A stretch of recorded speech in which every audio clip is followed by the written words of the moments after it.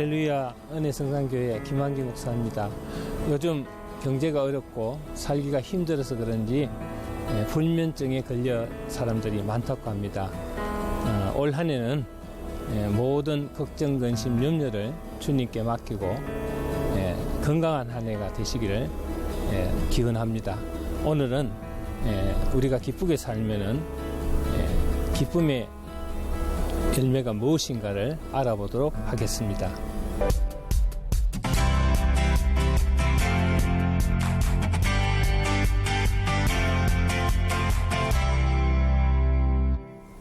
저도 나이가 들어서 그런지 요즘 자다가 문득문득 중간에 깰 때가 있습니다.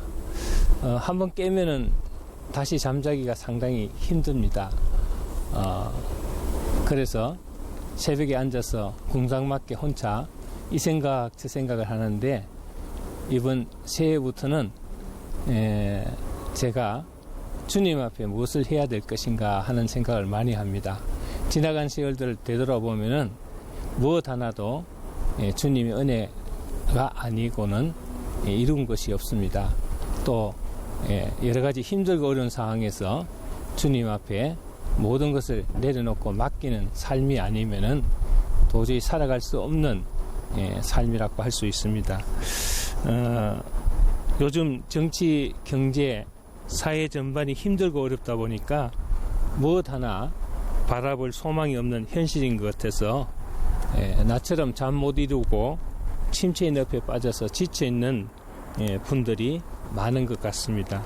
이럴수록 우리는 더욱더 용기와 자신감을 가지고 희망과 미래를 위해서 믿음을 가지고 기쁘게 살아야만 하나님도 기뻐하실 것입니다. 오늘 본문 시편 126편은 이스라엘 백성들이 성전을 향해서 올라가면서 기쁨으로 불렀던 찬양시입니다. 그 중에서도 126편 6절 말씀을 보시면은 여호와께서 우리를 위하여 큰일을 행하셨으니 우리는 기쁘도다 했습니다.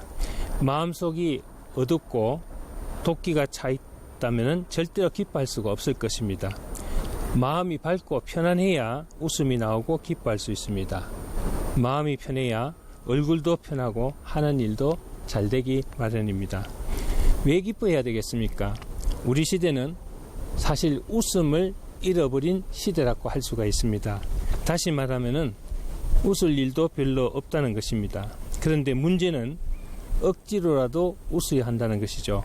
기뻐서 웃는 것이 아니고 행복해지고 건강한 신앙생활을 하기 위해서 기쁨의 삶을 살아야 한다는 것입니다. 요즘 웃음 건강학이라는 치유법이 생겨서 많은 사람들이 각광을 받고 그 치유법으로 치유를 한다고 합니다. 부정적인 마음은 부정적인 신체 변화를 일으키고 긍정적인 마음은 긍정적인 신체 변화를 일으킨다는 임상보고서도 밝혀진 바가 있습니다.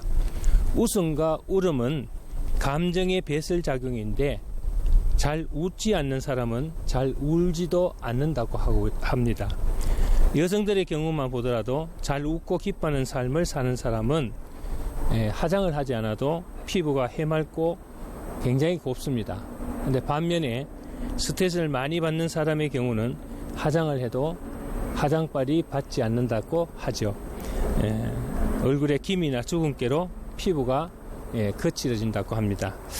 미국의 통증치료 의사인 존 맥케인 박사는 환자들에게 1시간에 한두 번씩 거울을 보고 웃게 하고 기분 좋은 생각을 하도록 처방을 하였더니 통증이 감소되거나 사라지는 결과를 연구하여 발표했습니다.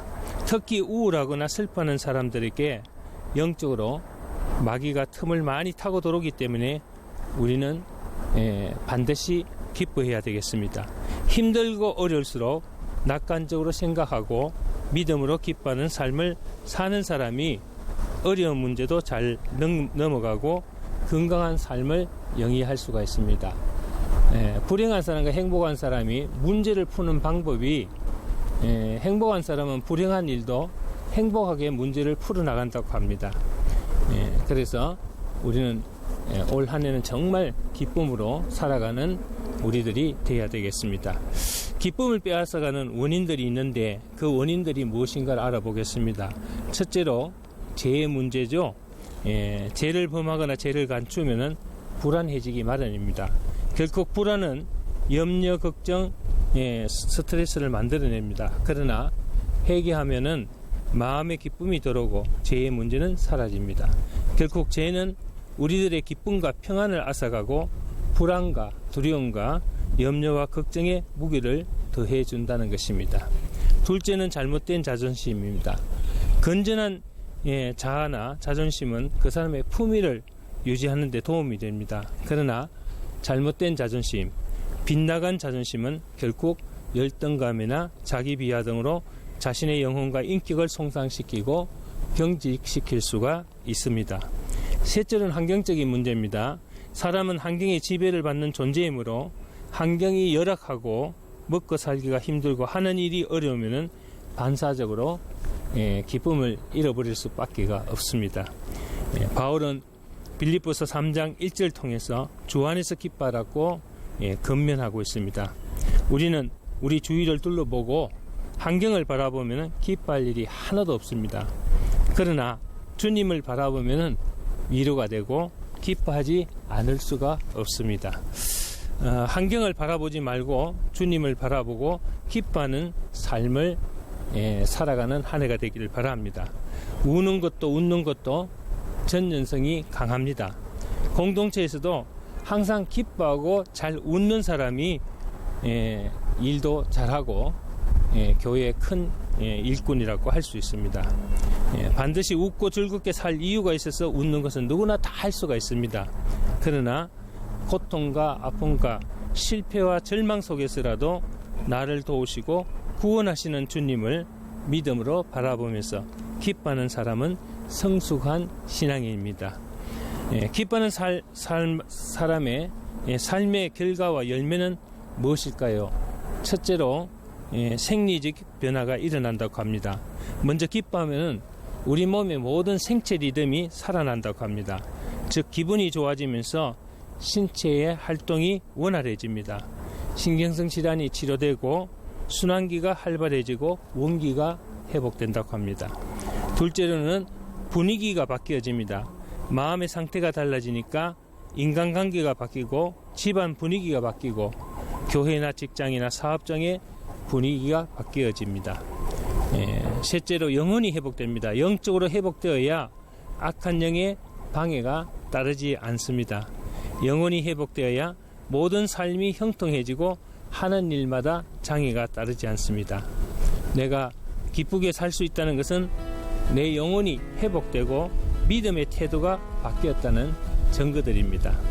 기쁨으로 건강한 삶의 열매를 맺고 형통하는 한 해가 되시기를 주의 이름으로 축원합니다.